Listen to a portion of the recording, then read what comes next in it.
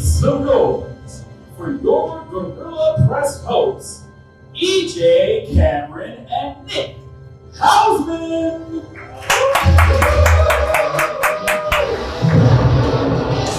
Yes.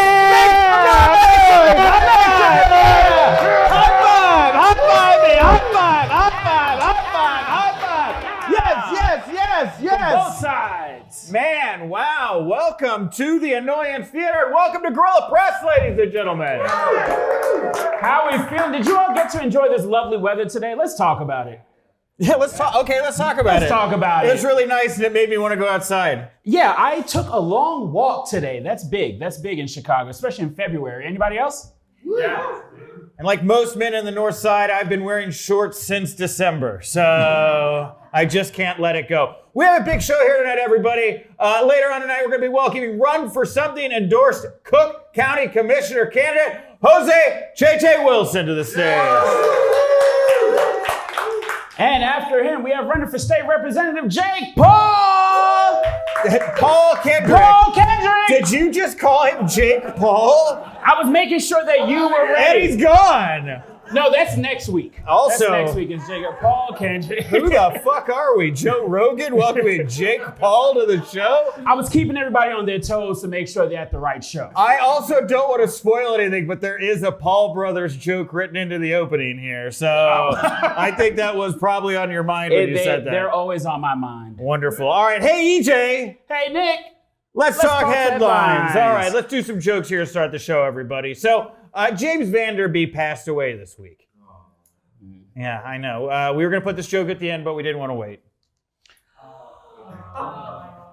That obviously went over well. That went over bad.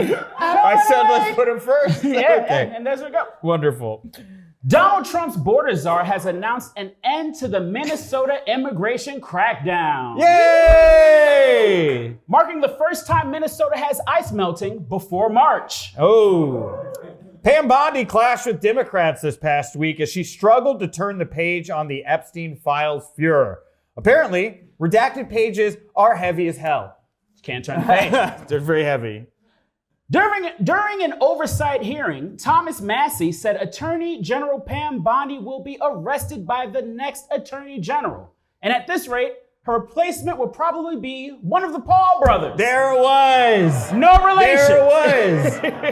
There it was. Redeemed. Oh my God. A new report shows that data centers could significantly increase electricity costs in Illinois. And to reduce costs, J.B. Pritzker is going to run on a hamster wheel to light the Willis Tower. Pat, like that.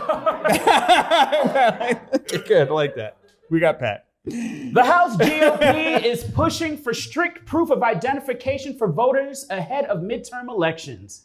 If only you needed proper ID to get into Mar-a-Lago. Oh, because of the kids. Pentagon and the FAA had a dispute this week over lasers to thwart cartel drones, leading to airspace closure in El Paso. Marjorie Taylor Greene said, "Ha! I knew it!" Jewish space lasers. Okay.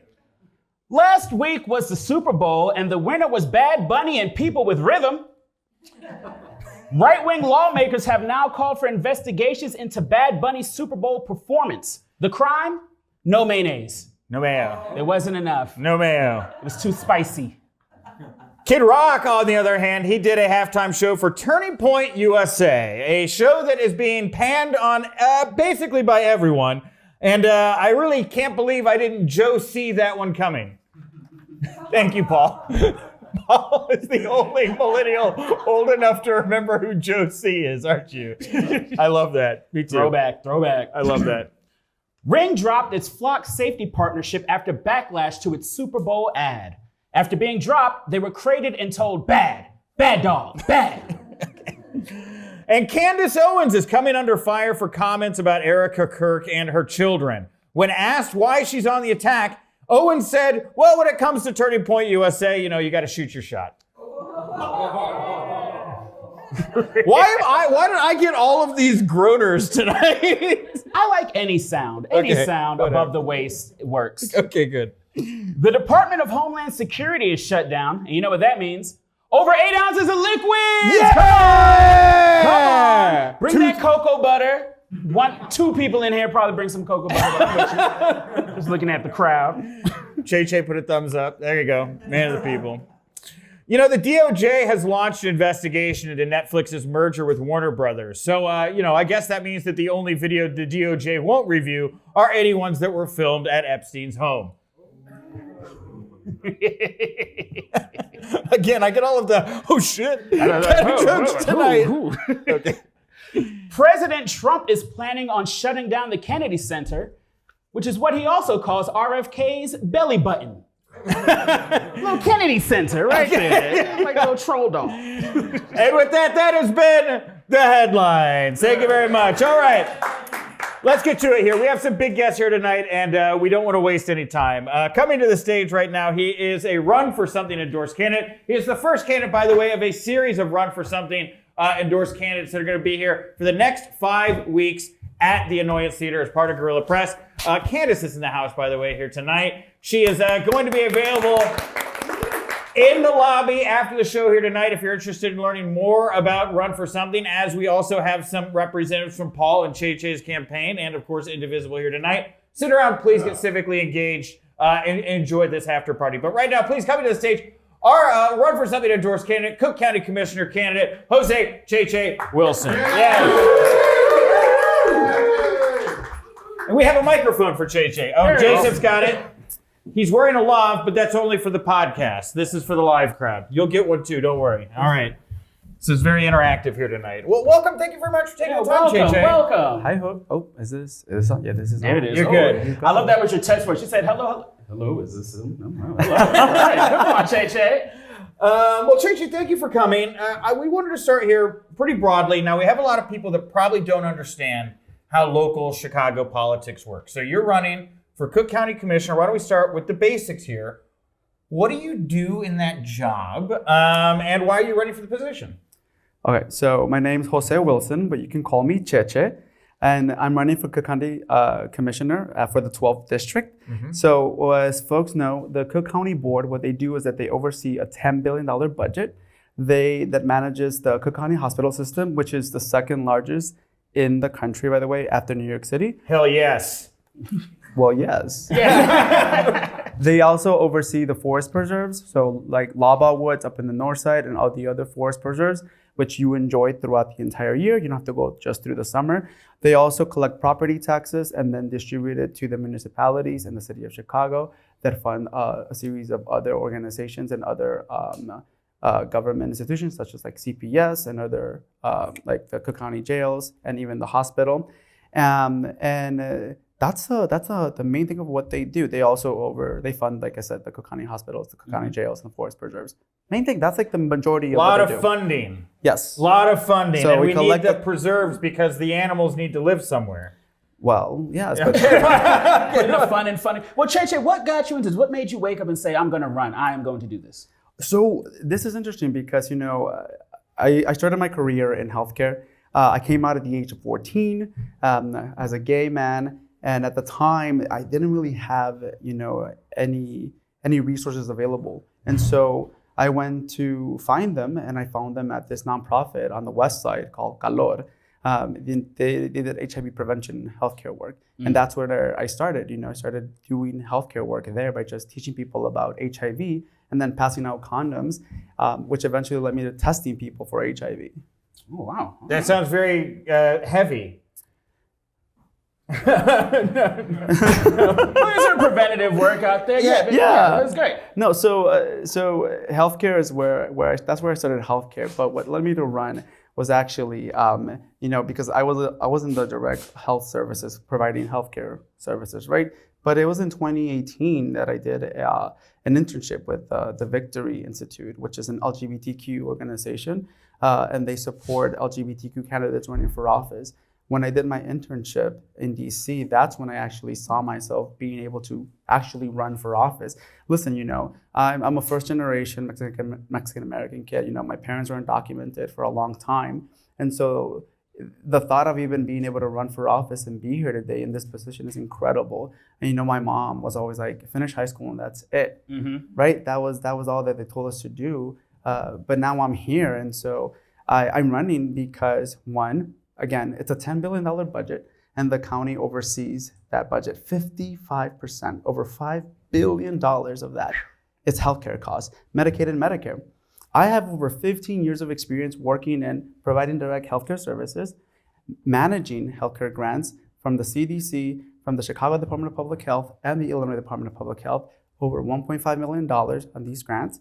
And I've actually been able to pass healthcare laws here in the state of Illinois at my current job with my coworkers and other communities at Equality Illinois. So at a time when, this administration is rolling back protections for the environment, they're rolling back on subsidies for healthcare. In fact, just a few days ago, the Trump administration, just because we're a blue state, decided to cut $600 million. Boo! Yeah, I'm like, Paul, why aren't you saying boo there? Yeah. and I don't mean to cut you off, but I mean, I wake up every day horrified by RFK Jr., right? Mm-hmm. Yes? Yes, specifically how he looks. Yes, And exactly. sounds. That face and sound is scary enough. But then he wants us to look and sound like his ass too. Yes, and exactly like his ass. I think he wants us to look like the butt portion of him. Oh, goodness. I don't like taking health advice from a catcher's mitt, and I worry so much about. I see the measles outbreaks. Before we found out about what was going on with the lasers in El Paso, I swear to God, I was like, everyone there's sick. They don't want anyone to leave. That was one of the first things I leapt to. What do you think are the most dangerous things the Trump administration is doing right now, and how do you feel about kind of the intrusions that the MAHA movement has had into our healthcare system? It's honestly, it's horrible. It's disastrous. People are dying. People have already fallen off of healthcare, and that's a huge deal. People don't understand what is happening to our healthcare system. If we do lose Medicaid funding from this federal administration, Cook County Hospital System, which is a saving, a lifeline for a lot of people throughout the county, will collapse and people will die. I know you're telling me to not be serious, but I'm just like, this is why we need qualified people, and I'm your guy for this position. Yes, thank you. Thank you very much for that. Yeah, I mean, it's very, very scary right now what's going on with the administration. Yeah, it is terrifying. I mean, as somebody with immigrant parents as well, we are always on edge. We're always like, hey, Dad, maybe we'll go to the store for you today, just to be safe. But we're talking about healthcare and how you're going to take care of that. I saw something you said you want to make sure that there are more nurses working in the hospitals. How would you go about getting more nurses to sign up to work and to help? Because we need more nurses and teachers in general. So how do we get them in? So this is one of the things you have to work with local organizations, local institutions that are teaching folks. So for example, Rush University Hospital, they have a great nurse program. Malcolm X College also has a great nurse program too. We need to incentivize people to move here and stay here and be nurses. So it's not that people don't want to be nurses. It's just that you have to pay for school. We don't make it easy to become a nurse or become any professional, right, in this country. And so at a time like this, we need to find ways to make sure that these folks that do become healthcare providers stay here in Illinois. And I think one of the ways that we do that is by making it easier for them to access that education that they need. Yeah, and what about like free pizza Fridays? I mean, like, what about, stuff like that, free parking, things like that, If you both are able to collect 1,000. 1,000 pizzas? No. I'm so excited. No, I'm trying to build you up for suspense. And we instantly said 1,000 what? I was like, I can get 1,000 pizzas. That's attainable.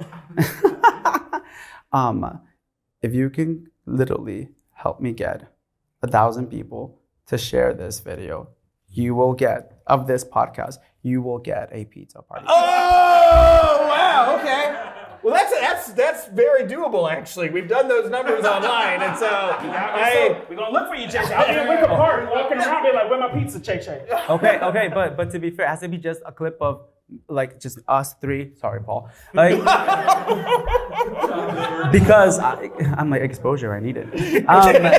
And you will get your pizza party. Now, I'm going to ask the controversial Chicago question: deep dish or old school tavern style pizza? Tavern style. Thank you. That is the right answer, right? Yes. That's right. You don't want to go to sleep after you eat, right? You don't do stuff. Yeah, I also don't want forks and knives when I'm trying to eat a pizza here.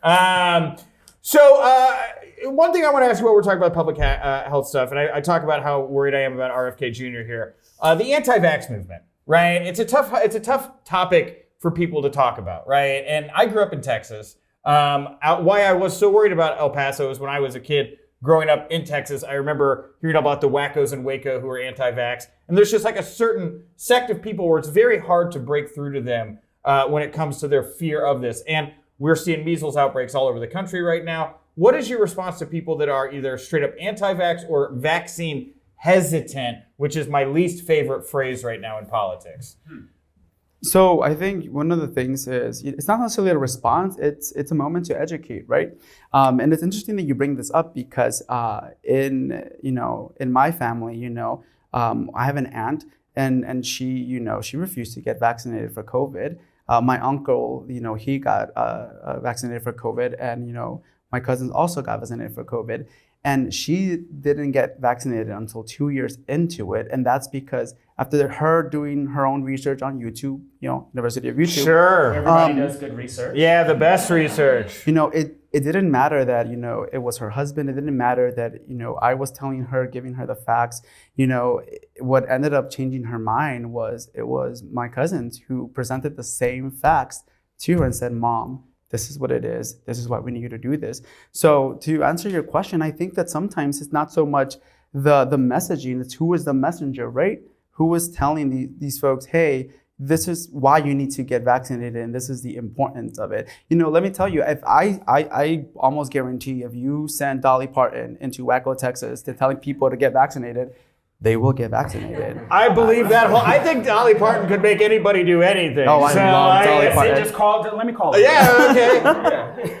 Is that in the budget? I hope that's part of your platform, though. It's just send Dolly Parton in, right? Pizza and Dolly Parton.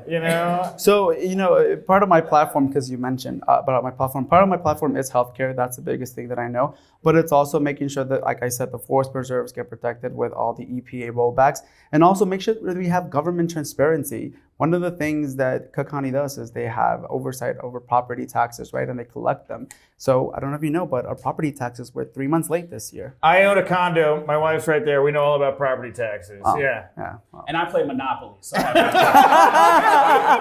how that property tax works. I did. I felt the resentment in the room, and I was like, I own a condo. Everyone's like, all right, well, fuck you, asshole. All right, yeah, that's fine. No, but so this is the thing. On my 10th floor, looking down on everyone. Are you on the 10th floor? I don't want to comment. I don't want to confirm the validity of that. People might start looking through different buildings. Yeah, you're fine. No, but I'm high up though. I'm definitely godlike. Yes, absolutely. You want to keep bragging about something else? No, I got a dog. No, go ahead. Sorry. No, I was saying, they were 3 months late. And then they came out on November 15th, and then November 14th, November 15th, and then you had 30 days to pay them back. So people don't understand this, but this causes a problem, right? Because we need to collect those property taxes and those payments to be able to then distribute amongst municipalities. So right now we have public schools around the county who had to take out payday loans to be able to keep running schools. Right, because we didn't collect the taxes. We haven't sent out the taxes on time. And so that burden is gonna keep going on to the taxpayer. And this is the thing, we need a change in what we're seeing right now at the county level. We need new government, we need fresh new voices. And yes, like I said, 55% of the $10 billion budget is healthcare and healthcare costs, which is why I'm leading with that, because that's such a huge part of the budget. And I have all the expertise on that. But also, we need more oversight over a company like Tyler Technologies not doing their job. No, absolutely. I know what Tyler Technologies is. I know it too. Yeah. He doesn't, so explain it. Yeah, could you, is it like Cisco Labs? Is it like they make all the weed? No, so Tyler Technologies is the company that the county hired to be able to transfer databases and to be able to administer and dole out the property tax bills. Except they haven't been able to do that efficiently, and it's cost way more money now, and they keep making mistakes, and this is why our property tax bills are 3 months late. There we go. My wife nodding along, and she's like, yes. She handles all the finances in our house. I would be delinquent and in a box somewhere without her. While we have you here, obviously, we want to talk to you about what's going on with ICE in Chicago. We just saw in Minneapolis all kinds of fuckery, right? These people are trying out all kinds of different tactics up there. People literally hiding in walls. We made a joke earlier, which was really much of a joke about Tom Homan saying they're going to be pulling out of Minneapolis. Do you believe him? Do you believe that they're going to be withdrawing from Minneapolis? And do you think that is bodes well or any different for what we're going to be facing here in Chicago come spring? I don't know, and I don't believe that they're going to withdraw from Minneapolis. I keep hearing that they're going to keep coming back in March here, and they're trying to come back for the elections. Remember, elections are on March 17th, and so that's coming up really quickly. For me, this is really personal. I mean, like I said, my parents, they just got their green card 4 and 5 years ago, and my parents have been here in this country for more than 35 years. It's been scary. We grew up fearing police because we were always told that they could take you away. And this is just regular Chicago police. When the Department of Homeland Security was created and they created ICE in 2003, it became even more scary. To this day, my mom, she refuses to go out by herself, Yeah. And that's really upsetting. My mom, I love her. She's 56 years old. She's diabetic. She calls me. She's like, "Hey, I want to go out, but I can't. Can you come get me?" And that hurts. Yeah. That's killer because they just look at people. They say, "Oh, you're brown. We're gonna get you," and you don't even have a chance to show who you are, just show any sort of representation. They don't even care if you have the right documentation. And the fact that we as Americans are walking around and have to show documentation, just walk around outside. What year is this? 1944. Oh, okay. 1938, something like that, right? But even and it started off with brown people. You're speaking Spanish, we'll get you. But we've seen in Minneapolis, they're coming up for everybody. They came for white people too. Me? Well, Wow. yes. No, but it's a serious thing. They're coming for all of us, and this is something that I'm really proud of how Chicago came out against ICE. I'm really proud of what Minneapolis is doing. I'm proud that you have so many communities coming together to protest this, and it's incredible. And yeah, you can clap for that or snap fingers for that. Yes, That is come on, incredible. engage, yes. And this is what we need to do. We need to continue to push back. We need to continue to use every single tool at our disposal. The protesting works. Contacting your elected officials works. Organizing, electing leaders that know what's going on. There we go. To local government is important, and supporting the communities that are harmed most by this. But yeah, no, this is something that's really personal to me, and I hate it. And if I can share one more thing, something that's really been sitting with me for the last 6 months is my great uncle. He was arrested and deported in Florida. He has mental health problems. He's 56 years old. We have not heard from him. They deported him to Guerrero. We are from Durango, which is a totally different state, and we have yet to find him. And and this is just one case, right? Yeah. What is happening? One of my cousins, their brother-in-law was the one that was arrested at Old Irving Park when they were having the children's Halloween parade. And then he was processed at Broadview and then taken to Michigan immediately. So he is undocumented. He's not done anything bad. But when he wanted to self-deport because of the atrocities he was witnessing at the prison, the Mexican consulate intervened and he said, "Can you please give us back this Mexican citizen?" The US government said no, and still is keeping him in that prison. And my question is why? That's what I was going to ask you. I was like, why? Well, because of the prison industrial complex, right? Because you get money for having that person in prison. AKA modern slavery. Well, yes. Yeah. And so people, like I said, it's really personal. It really hits home. At the same time, we have to stay strong, and we are. You have amazing organizations. You have Indivisible Chicago. You have Run for Something that's putting up candidates. Equality Illinois, which is where I work at. We're LGBTQ, and people forget this, but I'm going to say this again. we have everything under the LGBTQ umbrella, and we see this firsthand. And we're also part of these spaces. So, yeah. Yeah, and on the note about LGBTQ, we actually saw you at the Equality Illinois Gala a couple weeks ago. Did you say hi to me? No, well, you can't. I think I bumped into you on the dance floor, so we were kind of tense. It was like, excuse you. I remember that. You came in with like the whole like security detail. It was like the whole cavalcade of like all these JB. You were talking about godlike. I couldn't get anywhere near, and to any of these people. So no, I couldn't get near you. At any point, I don't think. So shame on you. Or Shay. Hey.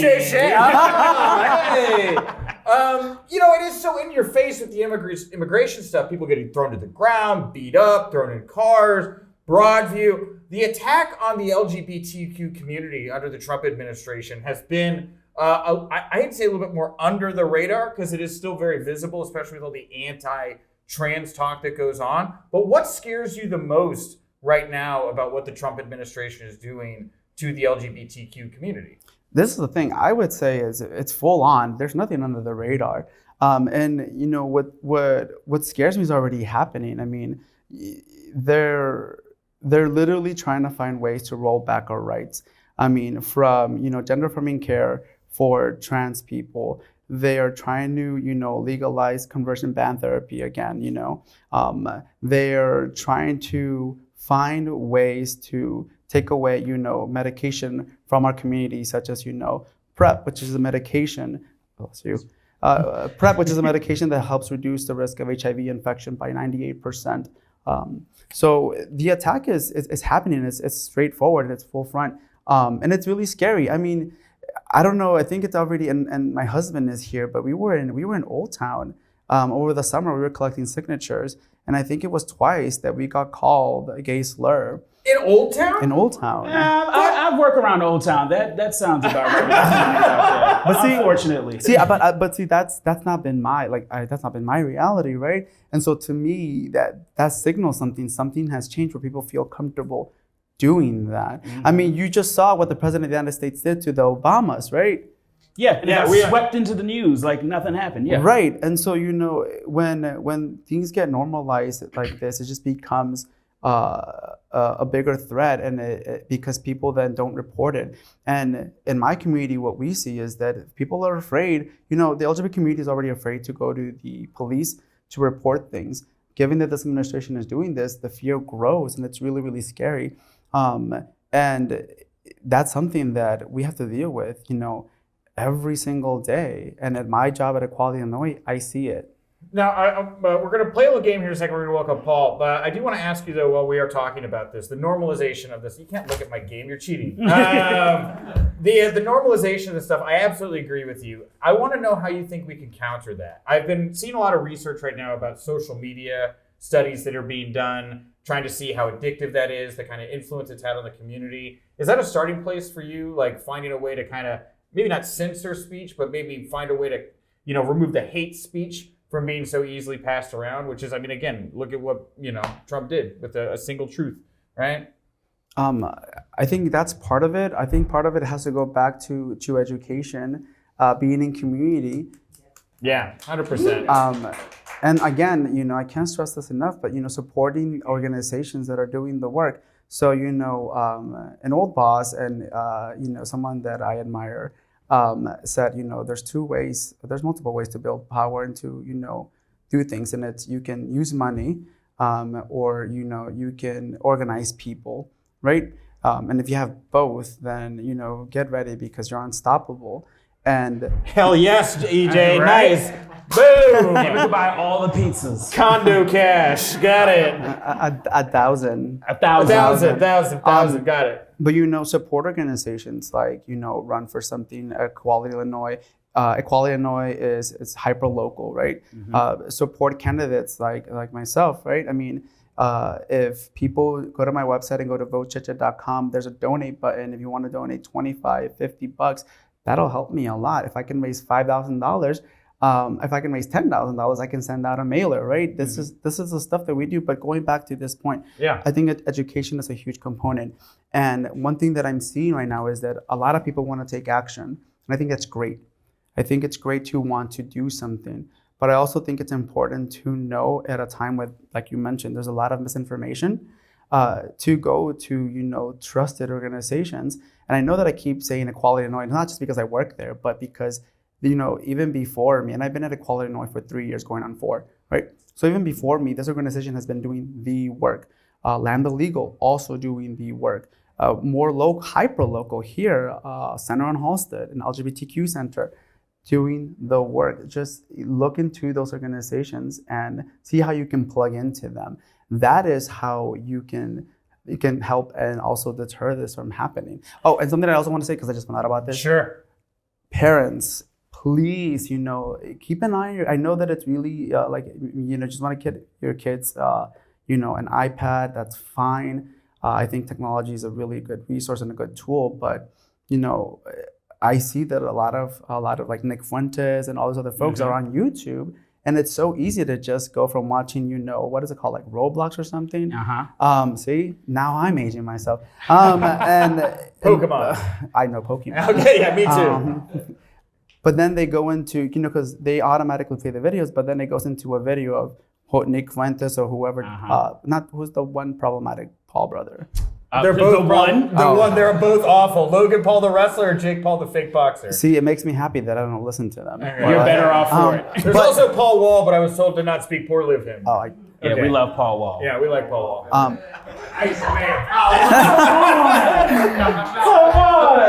Come on, living like a disco ball. This is Chi-Chi's time, okay? Okay. You know what? You will. The Selenium allegations now become more serious because I was like, I don't know what that was. But I'm like, it's okay. We'll get you a cup of water. No, but I think that's a very important thing, making sure that, our kids have the proper tools to decipher, this is not true, this is false, this is a lie, and focus more on the truth. Awesome. We don't have time for the game now because this got so heavy and wonderful and beautiful. Wait, what was the game? We were going to do a little word association. We can do a brief version of it. You want to do it real quick? But you got to be quick. We had Kat Abou-Ghazali on here. She fucking went forever when we played this game. No knock on Kat. No shade on Kat. It was no, throw shade. What's new? Okay, all right, here we go. All right, we're going to say a thing and you have to give us your quick response to it. One word. Okay, ready? I'll go. You want to start? All right. Christino. Brick. The Lincoln Park Zoo. Penguins. Make America healthy again. Vote for Cheche. Barack Obama. Incredible. The filibuster. Tea. Now wait, I didn't want to fucking go forever, but what's the tea here? Well, because sometimes it could be a good thing, sometimes it could be a bad thing. So what's the tea? I mean, it depends on who's filibustering. That's the tea. Sure, okay. Some people want to... Is it ginger or chamomile? Girl, no, it's just the tea. Okay, all right, fine. So you're not anti-filibuster. I think that there's a use for it. I think that it's been good. No, I'm not anti-filibuster. Like right? It's like sometimes, you want to stop it from happening, you wear one, right? But sometimes you want it to happen. Your wife is here. That's fine. We're married. We don't use them. That's fine. What's the other one? Sorry. New car smell. Oh, yes. Okay, good. Love that. Tom Homan. Ew. Mustard. Yes, on a hot dog. Oh, but nothing else? Maybe like a pretzel, but it has to be like one of those actual baked pretzels, not the pretzels you get at a mini mart. Yeah. Okay. All right. Turning point. Okay, just a silent no. And last, run for something. Oh my God, thank you so. I love them. Yeah! Ladies and gentlemen, JJ! JJ, do you have anything that you want to promote real quick before we get Yeah, we'll give you the floor. You can say what you want. We'll sit down. Yes. Well, where's the camera? There it is. Go to camera. Which one? Alice, camera 3? Camera 1. Camera 1, camera 2, camera 1. Okay. Okay. So please go to my website, go to votechetchet.com. Sign up for a Ship to Volunteer. We're out here on weekends, in the mornings and afternoons. Follow me on social media, and please make a donation. Every single dollar helps. And also make sure you keep them up to date so they get reshare 1,000. Reshare 1,000. And you'll get your pizza party. Hell yes, pizza party! Tavern style! Yay! And thank you again to you folks. Thank you to Run for Something and for all of you for being here. This has been incredible. So thank you. Thank you so much. All right. Thank you very much, AJ. Yes, wonderful. And you can. All right, here we go. And now coming to the stage at this time, he is also of the 12th District. He is running for state representative. It is Paul Kendrick, ladies and gentlemen. Thank you. That was tepid. You got that right. Paul Kendrick, ladies and gentlemen. He just spit all wall lyrics. Put some respect on Jesus. If you could scoot up to the table just a little bit for our camera. I like how you sat like this, though. That's how I usually sit, too. I'm doing this only for the stage. Hi, Paul. How you doing? I'm great. So notice it's G-U-E-R. I spent all day preparing for a podcast about the Lincoln Park Gorillas. Oh. And that's just out the window. Paul for Illinois, we got to tighten up on our prep. That's our rival group. Yeah. Oh, okay. I thought I was booked on that one. No. We throw down snap style. We do a little dance thing. It's wonderful. Okay, all right. Let's do that one. Newsies. Thanks for having me. So same question we start with JJ, right? Yeah. What does the position do of state rep for 12th district, and why do you want the job? So when you go knock on a door and you say I'm running for state rep, right? Sometimes people say, I want my tree trimmed. and I say, well, the state rep more is, we set the capital budget, we set policy, it's a policy laboratory, good ideas, things that can protect us in Illinois, strengthen Chicago. And to that, people would say, I want my tree trimmed. But I say, I will tech spin it and we will get that tree trimmed. Bennett Lawson, friend of the show, wonderful. Friend of the pod. Friend of the pod. That's it, because we do that. We're going to get sued. Okay, that's fine. So I'm running both to protect Illinois from what is coming at us in all the creative and dogged ways that we need to protect our freedoms, and to better nail the basics in Chicago for how we can ultimately build housing to bring down costs and make this a more affordable city so people don't have to leave the communities they love, and to be safe and have strong, excellent schools.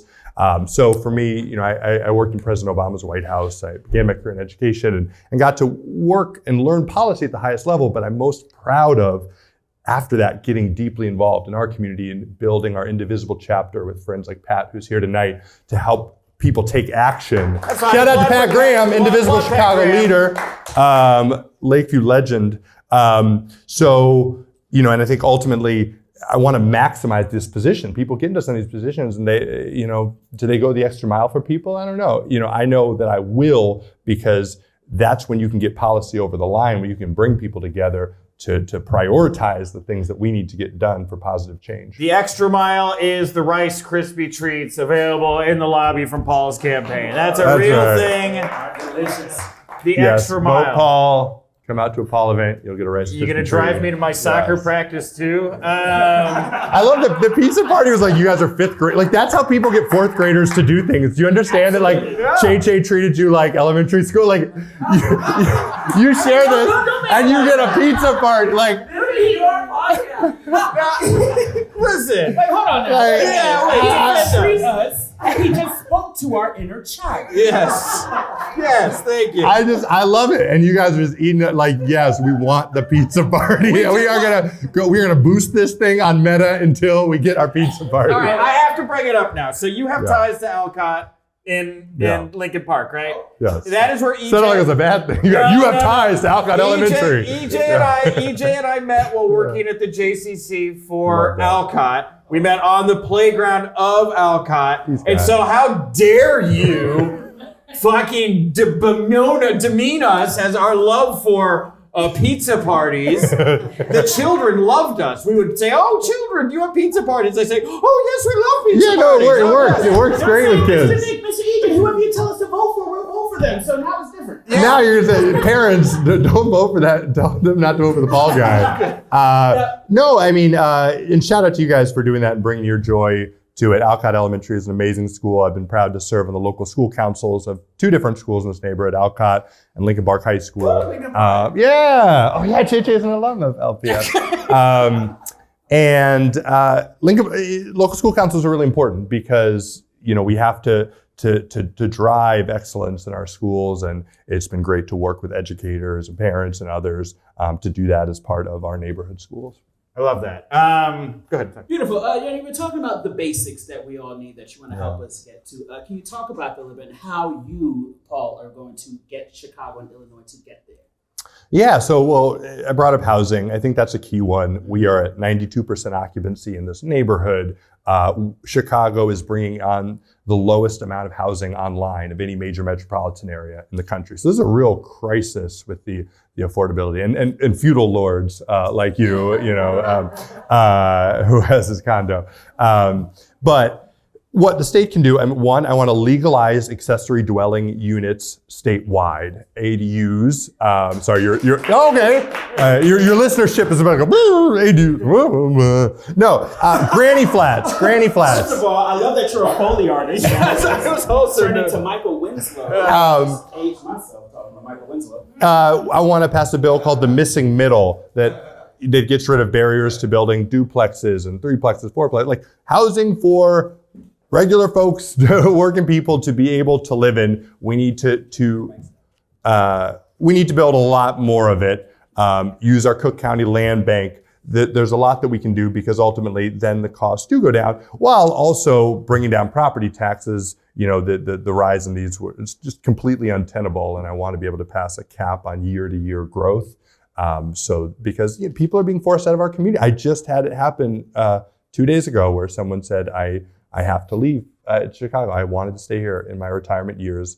I have to move to Michigan. And they were starting to tear up, and it makes me start to tear up, and that's just not right. We have to be an affordable city.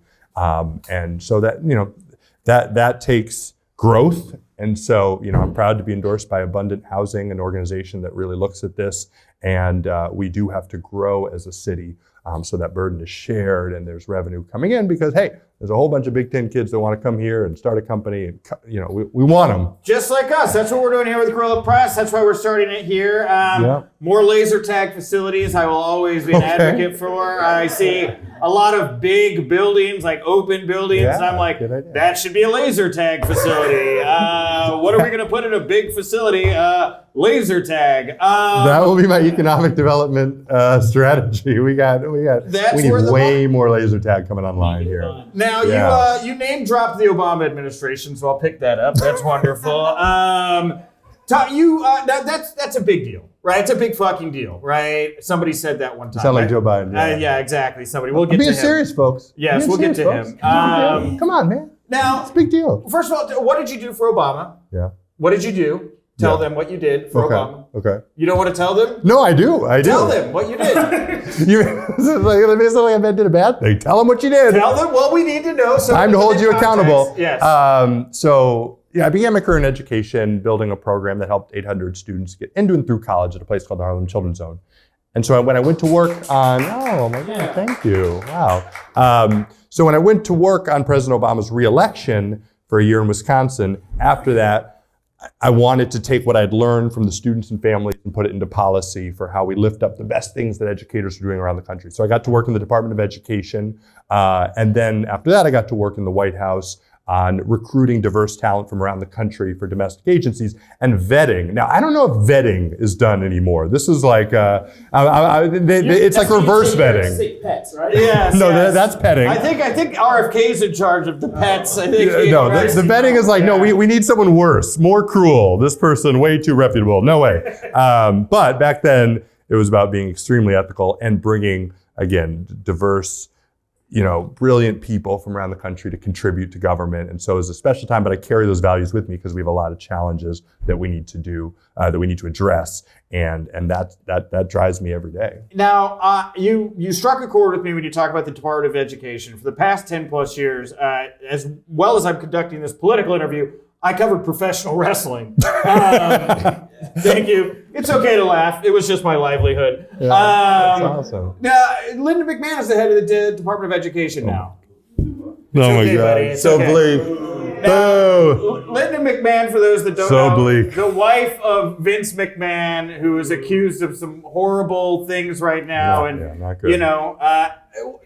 How do you feel watching Linda McMahon like systematically break up this thing that you were just so intricately tied to? No, it's heartbreaking. Like career civil servants who had expertise on protecting civil rights, students with disabilities, out on the street, open to work on LinkedIn. Like the loss is so profound. They had a time where the FAFSA stopped working and they had kicked out all the people who knew they would be like, oh, you pressed the wrong button. Now you press the button that's like FAFSA don't work. And so you need to press the button that's like FAFSA be on. And and they had to like call people. So it's this second, Pat and I and so many in this room, we worked really hard in that first term on fighting Trump, and we rebuilt the blue wall, and obviously we won in 2020.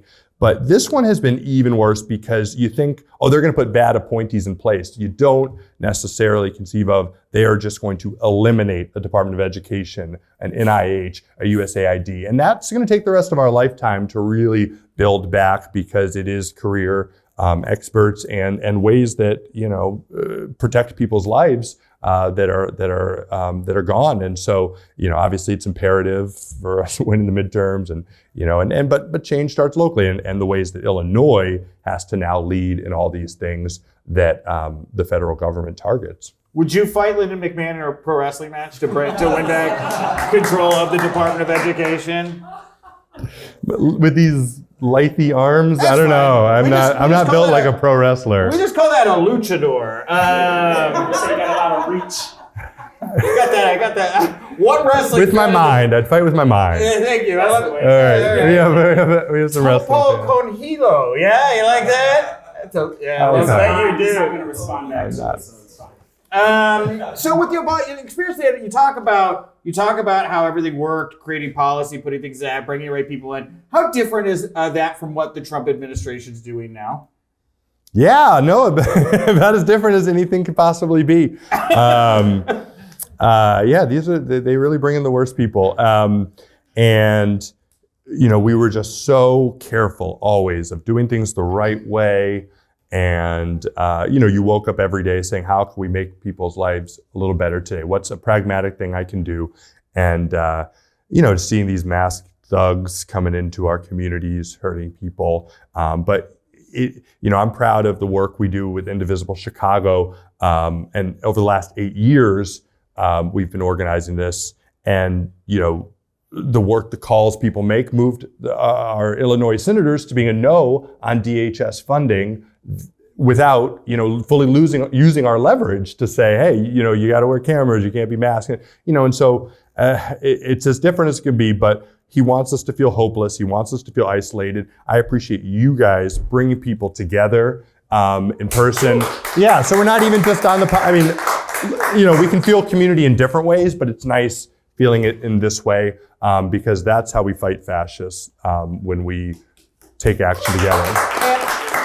And on that note, what does accountability look like here? Do you want them at The Hague? Like, what do you think happens? I'm not kidding, right? Like, No. what happens here when we take back the power, Paul? Well, right now we need to be setting a tone of like, we are going to arrest you. We want to arrest you. And I've been saying, if we're not getting sued, then we're not doing it right. Because I want to push the constitutional envelope on this stuff. And, civil, criminal accountability for these ICE agents. And, we can work it out in the courts, but I want to fully push this. And again, that's where a state rep matters, because we both, can make policy that pushes Chicago on things, that makes people's lives better. But we also need to be thinking through, here, I'm going to send your listenership off a cliff. I'm going to talk about Medicaid reimbursement rules. They're weaponizing all these things. I think they're going to try to ban mifepristone. They're so devilish. They're looking, they want the data of people who've transitioned. Like you have to think 2 steps ahead of all the ways that they're targeting us.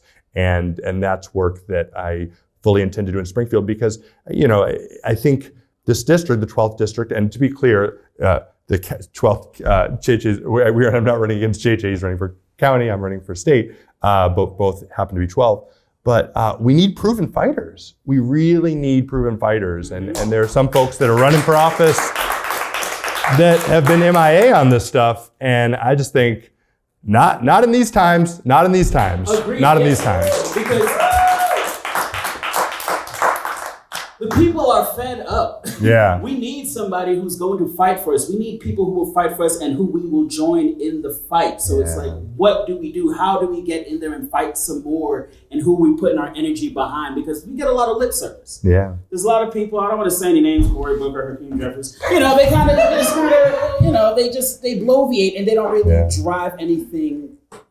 Yeah, it's funny. I was at Wiener Circle last night because I need dinner, and I was like, I was like ordering. I was like, I want cheese fries and I want a char. And she's like, "Why are you using your hand? Do you think you're Hakeem Jeffries?" I was gonna say roasted. How did she roast you? I was like, oh. That's how she. That was just like incredible. I was like, wow. Okay, I need to turn off like running for office. Okay, I just want like. Is that how people run for French office? fries. Like, just by the way. Do you teach to run for something? You gotta be like.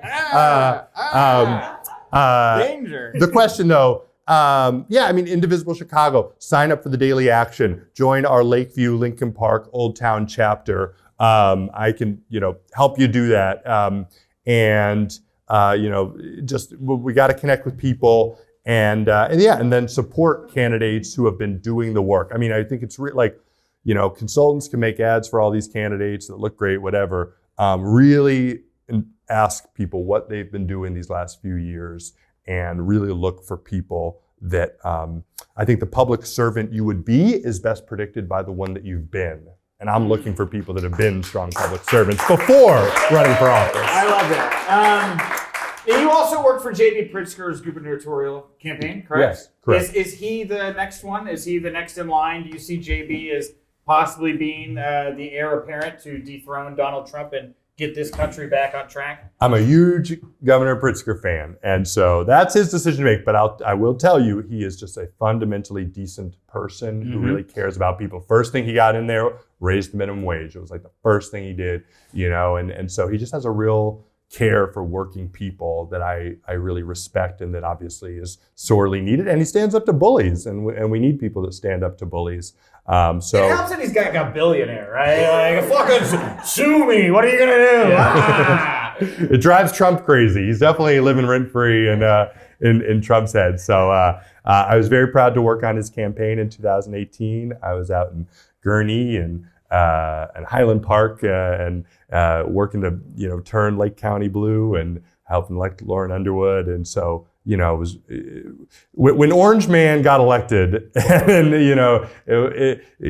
my wife and I come back to the Midwest and being in Chicago, but it was like next order business, like we got to get rid of this Bruce Rauner guy, and I was very proud to work on governor's campaign. All right, well, we're coming to the end of this now, so we have to play our game with you now as well. Yes. Paul. All right. I started last time. Can I start? You started last time. Can I Go start ahead, this time? please. Okay.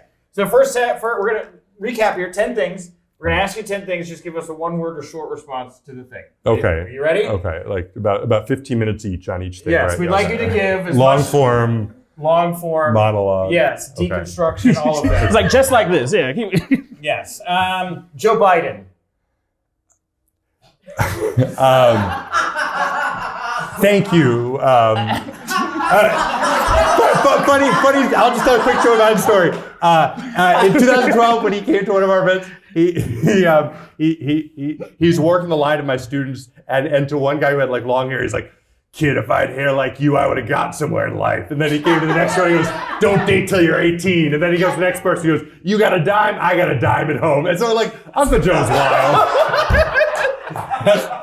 Is that he talking about his wife? And it's like, oh, you got a dime, right? Like this hot woman, I got a dime back home. No, he's wild. Yeah, that's pretty good. So your answer is I have a story about Joe Biden. Okay. I appreciate it. He passed the piece, the biggest piece, the only piece of climate change legislation in my lifetime. I'll always be grateful for the Inflation Reduction Act. We got to push the envelope in Illinois. I'm doing a bad job. Okay. No, you're great. One word answers. No, I knew we were opening a can of worms. We said Joe Biden. Well, as we leaned in. All right, indivisible. Powerhouse. Love it. Chicago Cubs. World Series on the way. Coming. Let's go. Love it. Barack Obama. Eternally proud to have worked for him. He is the person you want him to be. And that's the most important thing to understand about Barack Obama from those who worked for him. He's Tom Petty? That's who you want him to be. I would love to have Tom Petty. I love how your mind works. I would. How you made that. The concussions. The DNC. It went well, but then we lost. So I was like, oh. We did a great job on the convention. But that wasn't enough. That's a hell of a summary. It went well, then we lost. The convention went well. Corey Lewandowski. Grifter creep. Perfect. Crypto. Emerging industry. North Pond. North Pond. Love pushing my girls around it in a double stroller at a sunset on a summer night. Oh. Sorry, I'm supposed to be ironic on it. No, that was Jose was the first of 6 candidates. So we're going to have 5 more over the next 4 weeks. We double up 1 week. We got 2 Miguels next week. And it's not funny, all right? We have 5 more candidates over the next 4 weeks. Please come back every Sunday night, 7 p.m. Anything you want to promote here? Stay safe, move with love and light, y'all. We can do this, so stay strong. We got this. And Guerrilla Press on YouTube, Guerrilla Press on all the podcast feeds. We're on Instagram. I've been Nick Hausman. I'm EJ Cameron. We are Guerrilla Press. Good night.